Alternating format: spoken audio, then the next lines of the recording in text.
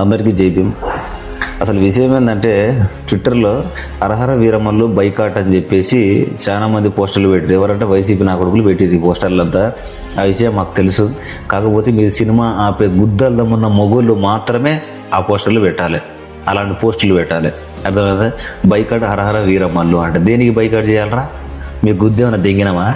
మీ 5 రూపాయలు మీకు ఇస్తే మీరు వేరే పోస్టులు ఏమైనా పెట్టుకోండి. బైకాట్ హరహర వీరమ్మల సినిమా ఎందుకు బైకాట్ చేయాలి?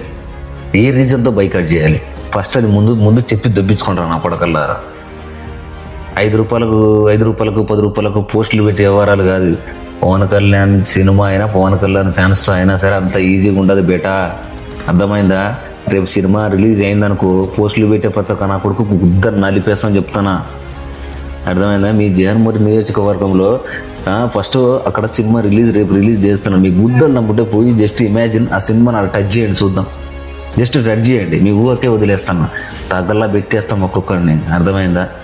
పవన్ కళ్యాణ్ గారి జోలికి వచ్చినా, పవన్ కళ్యాణ్ గారి సినిమా జోలికి వచ్చినా సరే తగ్గలా పెట్టేస్తాం ఒక్కొక్క నా కొడుకుని. ఒళ్ళు జాగ్రత్త పెట్టుకొని ముందుకెళ్ళండి. పోస్టులు పెట్టే ముందు, అవి పెట్టే ముందు.